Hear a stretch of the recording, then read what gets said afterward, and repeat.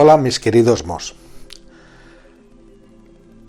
Os confieso una cosa, soy un gran consumidor de ciencia ficción y me gusta la ciencia ficción inteligente, de la buena, ¿sabéis? No estoy harto de películas de monstruitos que todas son las mismas, ¿no? Pero de vez en cuando hay películas que te hacen una descripción llevándola más allá todavía de lo que la ciencia ha sido capaz, pero basándose en la misma ciencia, ¿no? Y en ese caso salen auténticas delicias. Pues, ¿qué os voy a contar? Pues Interstellar está muy bien, 2001, una de esas del espacio, está maravillosa, y hay una serie, que es la serie de Star Trek, que por muchas razones, y porque a pesar de todas las secuelas que ha habido, por muchísimas razones, la primera sigue siendo una de mis favoritas, y ahí hay una frase, dicen una frase, muchas veces, la repiten muchas veces, que a mí me habría gustado, o sea, me gustaría todavía no morirme sin decirla, que es Uhura, súbenos. Uhura, súbenos. Cuando el Capitán Kirk dice esa frase, alguien toca un botón y el Capitán Kirk y su patrulla, que están en un planeta, ¡zum!, se desmaterializan de repente y vuelven a aparecer en la nave, ¿no? Es el teletransporte.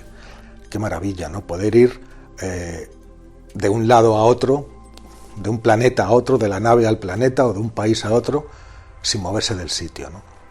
Hoy vamos a hablar de eso, vamos a hablar de teletransporte. Y os voy a adelantar que, por desgracia, sigue siendo una cosa de ciencia ficción, y que ni siquiera está claro si es posible hacer eso, hacer ese teletransporte, por lo menos, con seres humanos, con animales o con cosas grandes. Con objetos inanimados parece quizá algo más fácil, pero sigue siendo complicadísimo, y os voy a explicar por qué. Y luego vamos a diferenciar muy bien entre lo que es la teleportación a secas y lo que es la teleportación cuántica, que la teleportación cuántica, esta sí que se ha hecho, sí que estamos avanzando, pero no tiene nada que ver con la teleportación. ¿Qué es el teletransporte o teleportación? Bueno, pues la definición misma lo dice, teletransportar, es decir, mover un objeto o un individuo de un lugar a otro, y esto es muy importante, sin atravesar el espacio que divide el punto de salida con el punto de llegada. O sea, sin tener que ir a través de ese espacio, es decir, desapareces aquí, apareces aquí. Eso se hace hipotéticamente, eso se hace con un dispositivo, con un teletransportador, que sería el encargado de desmaterializar el objeto o la persona que queremos llevar al otro lado, y con un rematerializador que lo volvería a construir en el punto de destino. Eso está muy lejos, pero no hace tanto tiempo, fijaros si ha suscitado interés el tema, ¿no? Que no hace tanto tiempo, y me estoy refiriendo al año 2004, las Fuerzas Aéreas de los Estados Unidos, en concreto desde su cuartel de la base Edwards, encargaron a un grupo de físicos, un estudio sobre las posibilidades de la teleportación. Es decir, encargaron a los físicos que les dieran el estado de la cuestión con vistas a una posible o a posibles aplicaciones militares, evidentemente. Como sabéis, las Fuerzas Armadas de Estados Unidos disponen de algunos de los mejores laboratorios del mundo, y muchas de las investigaciones que hacen son secretas, ¿no? Por ejemplo, hace muy poco tiempo salió a la luz una tanda de investigaciones que están buscando la manera y consiguiendo la manera de que los militares puedan manejar armamento con el pensamiento, directamente con el pensamiento. Es decir, un soldado podría manejar un dron solamente con el pensamiento, o incluso varios drones a la vez, simplemente pensándolo, ¿no? Con una interfaz, y eso se está convirtiendo en una realidad, ¿no? Imaginaros, ¿no? Poder utilizar las cosas solamente pensando en hacerlo. Lo podéis buscar porque hay estudios muy serios sobre esto, ¿no? Bueno, pues volvemos a 2004, y entonces lo que querían es ver qué posibilidades tenía la teleportación. Y es muy curioso, ¿no? Es muy curioso porque el físico encargado de hacer este estudio distingue varios tipos, ¿no?, de teleportación. Él las llama la teleportación Q, la teleportación P, varios tipos. No los voy a decir todos porque algunos están absolutamente fuera de lugar, como la teleportación P, que sería psíquica. Es decir, que de alguna manera psíquicamente pudieras inducir que un cuerpo desapareciera de un sitio y otro de otro, ¿no? Pero él mismo en el estudio dice que no hay absolutamente nada de todo eso y que ningún principio científico ni nada que se sustente puede hacer eso, ¿no? Pero no así con el resto de la teleportación o del teletransporte. Os subrayo de nuevo que no se ha conseguido nada desde 2004 hasta ahora. Después hablaremos de la teleportación cuántica, que ahí sí, ¿no? ¿Qué es lo que decía este informe? Y lo decía no porque se lo inventaran los que hicieron el informe, sino porque los trabajos hechos por numerosos físicos, tanto antes como después de este documento que os estoy diciendo, pues han encontrado una serie de impedimentos. ¿Y cuáles son esos impedimentos? Bueno, pues primero, que para teletransportar cualquier cosa, imaginaros que me quiero yo teletransportar a algún sitio. Bueno, pues algún tipo de lector o dispositivo tendría que ser capaz de leer toda la información de cada una de las células que hay en mi cuerpo. No solamente de eso, sino de que cómo se relacionan con las otras, tridimensionalmente qué postura o qué posición ocupan, y además debería de hacerlo claro, lo que capturaría sería un momento, pero sabemos que un organismo vivo evoluciona continuamente, en segundos. Es decir, las células se mueven de sitio, se ven alteradas por los factores ambientales. Eso es lo que en física se llama el problema de la decoherencia. Es decir, no somos siempre el mismo conjunto de células, ¿no?, sino que va variando y va alterándose continuamente, ¿no? Pero supongamos que esto nos lo saltamos y entonces la cantidad solamente de memoria que sería necesaria para esto es inabarcable, es del orden de 10 elevado a 28 terabytes, me parece que eran, ¿no? Una cosa inalcanzable, o sea, como multiplicando por 1000 la memoria disponible en todo el planeta. Eso para una sola persona. Pero es que luego toda esa información habría que transmitirla y habría que decodificarla. La potencia de computación necesaria para hacer eso es algo que no está al alcance ni siquiera de los futuros ordenadores cuánticos, por ahora, ¿no? Por ahora. Pero bueno, podemos imaginar o podemos pensar que hace 100 y pico años también se consideraba, había una gran polémica sobre el hecho de volar. Había científicos muy sesudos que decían que era imposible que un aparato de metal surcara los aires y volara, y aquí los tenemos, ¿no? Los aviones son una realidad desde hace más de 100 años y volamos, todos hemos volado alguna vez en nuestra vida. Es decir, cabe la posibilidad de que algún avance revolucionario nos permita en el futuro, no me atrevo a deciros cuándo, no sé, 1 siglo, 2 siglos, no lo sabemos, pues hacer realmente una teleportación que sea efectiva, ¿no? Y aún así, en el informe daba varios problemas, ¿no? Imaginaros, de hecho existen dos maneras, suponiendo que en algún momento sea posible, existirían dos formas distintas de teleportación. Forma número 1. Yo leo con un escáner, leo toda la información de tu cuerpo, pero al hacerlo, lo que estoy haciendo es descomponer todos los átomos, todas las partículas de las que está hecha tu cuerpo. Es decir, en el acto de adquirir esa información, estoy destruyendo tu cuerpo. Es decir, destruyo el elemento físico que se va a transportar, lo transformo en sus unidades de información básicas, y después todo eso empaquetado y almacenado lo envío a otro sitio, donde se vuelve a recomponer. Ahí estás otra vez. Vale. Yo no sé a vosotros, para mí no me haría ninguna gracia si cada vez que tengo que viajar me tuvieran que destruir, ¿no?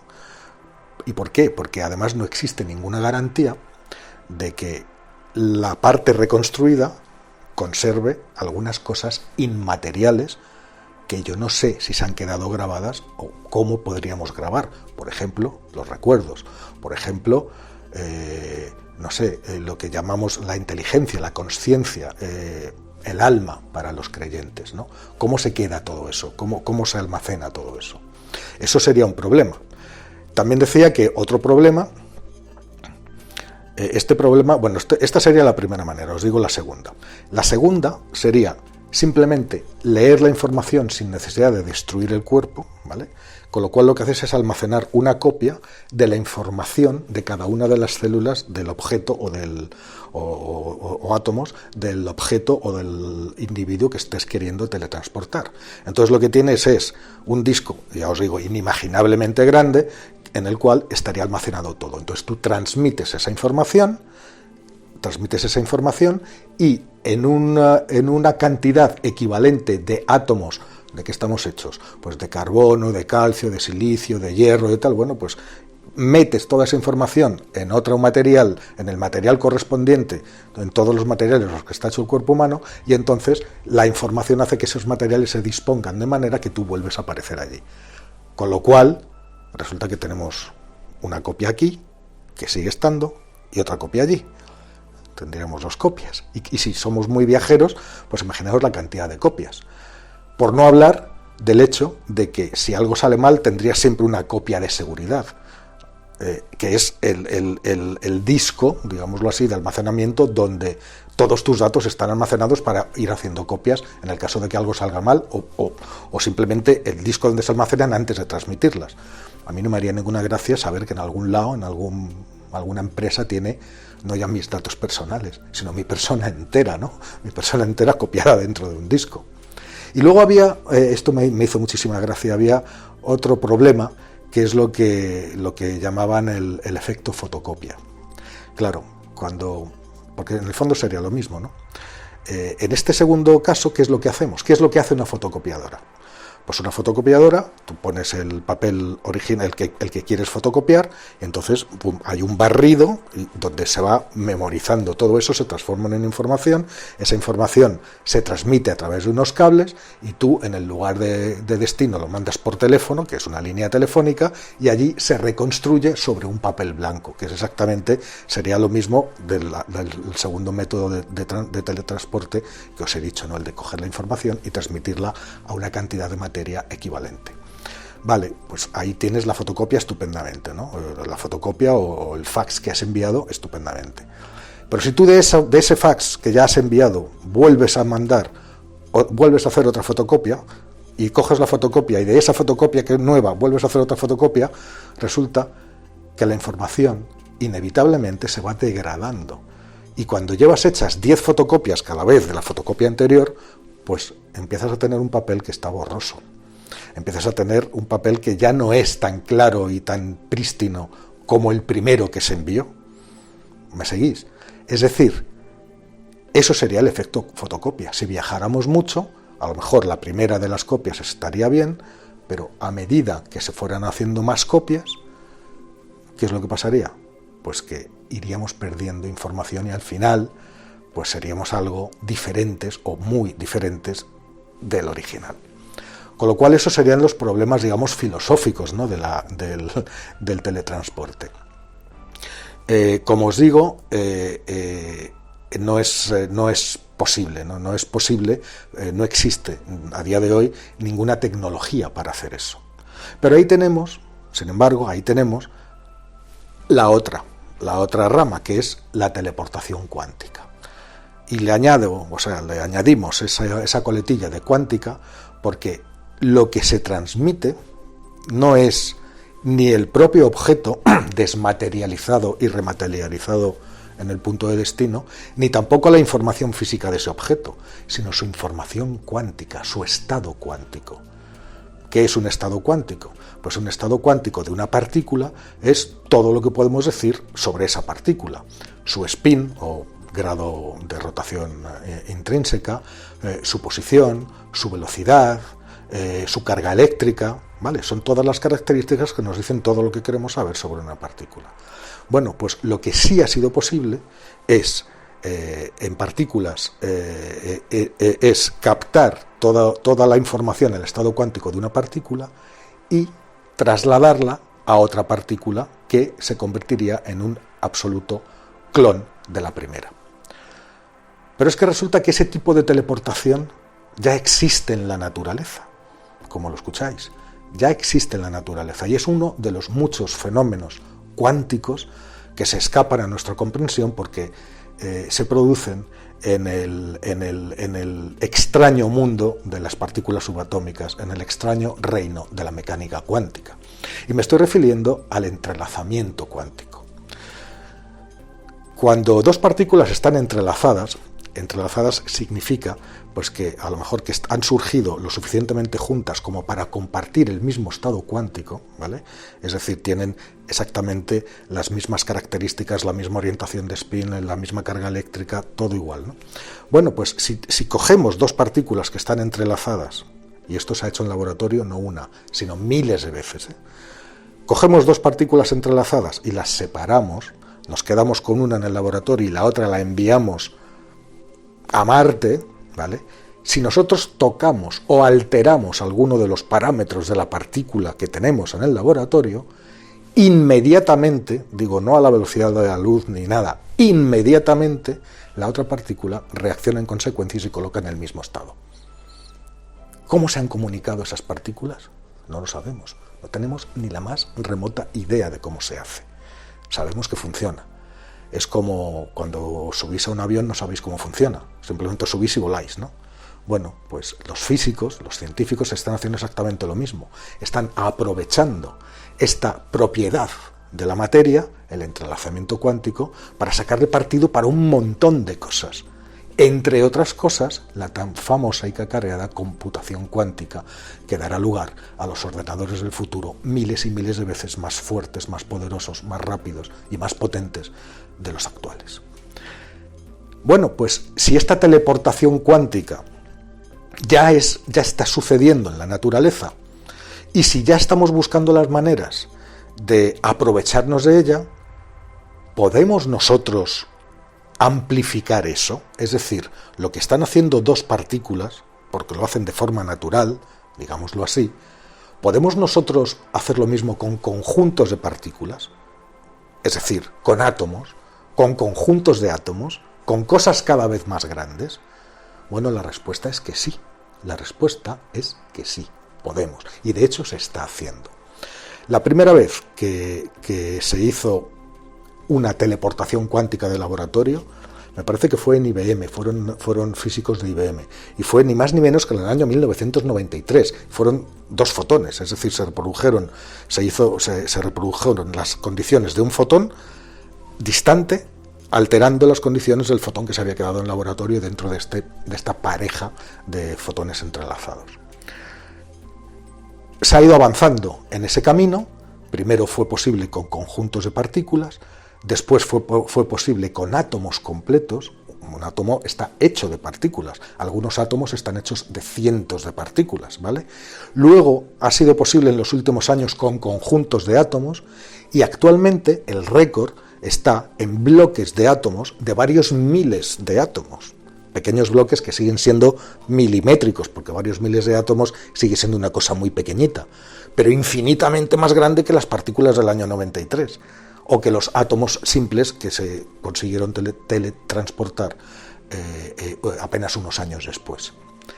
¿Dónde nos lleva esto? Pues nos lleva, en teoría, nos lleva a que la misma técnica, la misma tecnología mejorada e incrementada, en el futuro debería de ser capaz de permitirnos de teletransportar objetos de un lugar a otro. Pero claro, la cosa no es tan sencilla, porque aquí hay os he subrayado que lo que se teletransporta es el estado cuántico. El estado cuántico. Y para que todo eso funcione, todas las partículas, todos los átomos del bloque de átomos que se quiere teletransportar tienen que tener el mismo estado cuántico, tienen que estar en un estado cuántico, cosa que no es nada fácil, porque un estado cuántico se supone que están todas exactamente igual, son todas estables y las podemos enviar toda esa información. Pero es que el mundo no funciona así. En el mundo hay factores que influyen, desde la temperatura, una corriente de aire que te lleva y que te enfría más una parte que otra, con lo cual se rompe el estado cuántico, muchísimas cosas, ¿no? Entonces, esto, en los laboratorios en los que se hace, lo primero que hay que hacer son unas cámaras de aislamiento prácticamente al 100%, donde el objeto, donde lo que tú quieres teletransportar, hacer teleportación cuántica, tiene que estar absolutamente aislado de cualquier tipo de agente externo. Y eso no es nada fácil, no es nada fácil mantener el estado cuántico. El mayor problema del estado cuántico, que os lo dije antes, es la decoherencia. Es decir, imaginaros ahora una persona, una cosa tan compleja con miles y miles y miles de millones de células hechas de billones de partículas que componen una persona. ¿Cómo consigues colocar un sistema tan complejo en estado cuántico? Y aunque lo consiguieras, ¿cómo consigues mantenerlo en ese estado cuántico? Esa persona está afectada por un montón de cosas, por absolutamente un montón de factores externos y también de mecánica interna. Las células que se mueven. Sería complicadísimo, prácticamente irrealizable. Dicho lo cual, os diré que hay otro tipo de aplicaciones también para la teleportación cuántica, que os las he apuntado antes. Como no es posible, o es por lo menos queda muy lejano en el tiempo, la posibilidad, aunque sea de teletransportar objetos inanimados. O sea, si puedo teletransportar toda la información de un conjunto de 5.000 átomos, bueno, pues a lo mejor puedo coger mañana y puedo coger un tornillito y teletransportarlo entero, porque he conseguido que todos los átomos de ese tornillito, que son miles y miles y miles y miles y muchos miles, estén en el mismo estado cuántico. Entonces a lo mejor sería capaz de hacer eso, pero yo creo que falta mucho. Para cosas mucho más grandes, siempre inanimadas, es posible que algún día se llegue. Para cosas animadas, vivas, aunque sea una simple célula, sería mucho más complicado. Hace unos años, sin embargo, ahora os digo lo que os voy a decir, hace unos años, sin embargo, un equipo de investigadores israelíes propuso una forma de teletransportar el estado cuántico de un ser vivo, de una bacteria. Era muy ingenioso, porque lo que hacían era llevar al mismo estado cuántico un oscilador, un pequeño dispositivo, pequeñísimo, colocándole una bacteria encima. Entonces, al estar todo en el mismo estado cuántico, la información se transmitiría sin discriminar la del oscilador junto con la de la bacteria, y se reproduciría en el otro extremo de la comunicación, se reproduciría de la misma manera, con lo cual habrías enviado junto con los datos del objeto no animado también los del animado. Eso está por ver. Esto fue hace unos años, no se ha vuelto a saber nada. Yo no sé si es que se ha descartado o si simplemente han visto que no era rentable, ¿no? Desde luego no se ha vuelto a saber nada sobre la posibilidad de hacer teleportación de objetos, o sea, de criaturas vivas. Pero os decía, como no podemos o estamos muy lejos de hacer esa teleportación cuántica, podemos aprovechar que de forma natural, que en la naturaleza sí se hace, para otro montón de cosas. Y una de las cosas era los ordenadores cuánticos. Claro, toda esa información cuántica que se teletransporta entre dos partículas cargadas, ¿qué es lo que se transmite?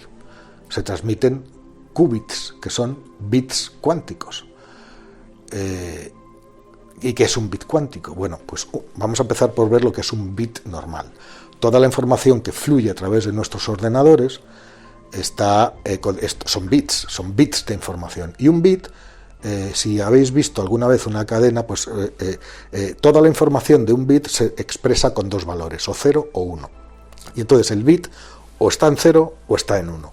Con lo cual, tú haces unas secuencias larguísimas de 0, 0, 0, 1, 1, 1, 0, 0, 0, 1, 1, 1, 0, 1, 0, 0, 0, y así kilómetros, y toda esa información la máquina la traduce en información que luego puede ser transmitida, por ejemplo, a través de Internet. ¿Vale? Los bits están, por eso se llama sistema binario, porque o están en estado 0 o en estado 1. Pero en el mundo cuántico sabemos que hay un tercer estado, que no es ni 0 ni 1, sino que es un estado de superposición entre 0 y 1. Es decir, en el mundo de la mecánica cuántica existen bits que pueden ser ceros y unos a la vez. ¿Os acordáis del famoso caso del gato de Schrödinger?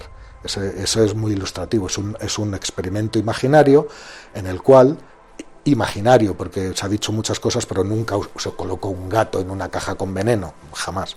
Pero bueno, era un experimento imaginario, digo, en el que tú colocabas un gato en una caja y en la misma caja había un frasquito con veneno que una partícula, en cuanto se degradara una partícula, que había un 50% de posibilidades de que lo hiciera, pues rompería el frasco, el veneno se liberaría y el gato se muere. Vale, tú cierras la caja y tienes una caja cerrada con eso dentro. El gato de dentro no tienes forma de saber si está vivo o no hasta que abres la caja. Es decir, el gato en ese momento está en un estado cuántico de superposición. Se podría decir que el gato está vivo / muerto hasta el momento que tú abres la caja y esa dualidad de repente se concreta en una realidad concreta, que es o está vivo o está muerto. Con las partículas pasa lo mismo. Están en un estado de superposición en el que por eso los electrones, por ejemplo, pueden estar o en una nube probabilista, están o en un sitio o en otro. Pero es que si tú dentro del campo de probabilidad de un electrón mides aquí, lo encuentras. Mides aquí, lo encuentras. Mides aquí, lo encuentras. Midas donde midas, lo encuentras. ¿Por qué? Porque ese estado de superposición, en el momento que haces la observación, es decir, en el momento que abres la caja, eso se materializa en una realidad concreta. El electrón está aquí. Pero si hubieras medido aquí, también lo habrías encontrado allí. Es decir, todo su estado probabilístico se habría concretado en el punto donde tú haces la medición. Con lo cual, el hecho de observar importa muchísimo. Lo del gato no es más que un ejemplo para ilustrar esto. Bueno, pues esos estados de superposición aplicados a los ordenadores te dan los qubits, en los cuales son ceros y unos hasta el momento en que son utilizados, con lo cual tú fuerzas, es una cosa que se llama colapsar la función de onda. Se colapsa la función de onda según la cual las partículas son ondas, porque sabéis que hay una dualidad ondas-materia, pueden ser ondas y materia.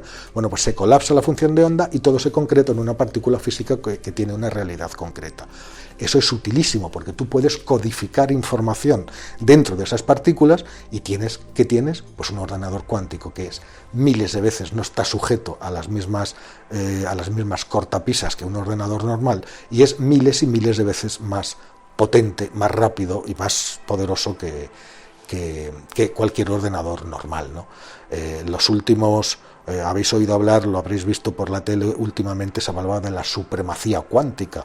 Google alcanzó la supremacía cuántica hace unos años. Los chinos han destronado a Google y ahora tienen la supremacía cuántica, ¿no? Con un ordenador que en apenas, me parece que eran unos cuantos minutos, había sido capaz de resolver problemas que un superordenador convencional tardaría miles de años en resolver a plena potencia. Bueno, pues esto es una deriva también de cómo estamos utilizando la teleportación cuántica para objetivos concretos. Otra cosa que se puede hacer y que se ha hecho es aplicarlo no solamente a la informática, sino a las telecomunicaciones, porque otra característica que tienen es que si tú puedes, como puedes enviar información, tú puedes cifrar una telecomunicación con un código que es absolutamente inviolable. Es decir, las comunicaciones seguras son un reto ¿os acordáis de la película Enigma, que hizo este sistema de codificación para los mensajes a la Segunda Guerra Mundial? Claro, si te descifran los mensajes, pues estás acabado. Tienes que tener un sistema seguro, una criptografía. La criptografía es una ciencia que vela por la seguridad de los mensajes, la seguridad de nuestros datos. Imaginaros, si tuviéramos datos encriptados con este sistema, serían absolutamente inviolables, nadie los podría mirar, ¿no? Porque en el momento que alguien los mirara, quedaría destruido todo el sistema, con lo cual los datos quedarían inaccesibles, ¿no? Bueno, pues esta es un poco la realidad. Nos tenemos que olvidar un poquito de lo que es la teleportación de las películas, que a mí me encanta. Pujura, súbenos, habría dado cualquier cosa por poder decir eso. A mí me encanta, pero a día de hoy, desde luego, no es real. Luego hay otras formas de teleportación que también se pueden considerar así, ¿no? Y estaban además citadas en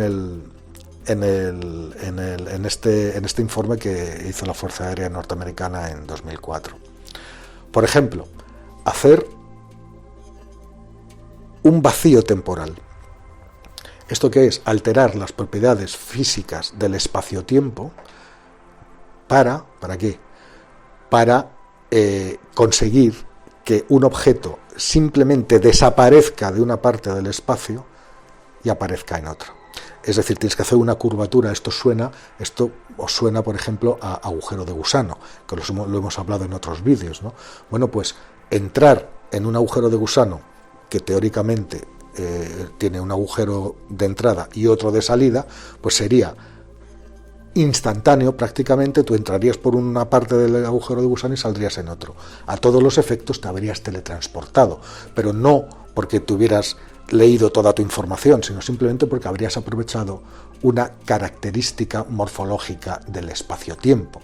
Bueno, pues eso que puede ser plausible, a lo mejor con una tecnología futura avanzadísima, podría ser una forma de casi de teletransporte. ¿Qué problema hay para eso? Bueno, pues todavía, como sabéis, no hemos encontrado ningún agujero de gusano. Hay muchos cálculos que dicen que podría haber agujeros de gusano y que podrían ser atravesables.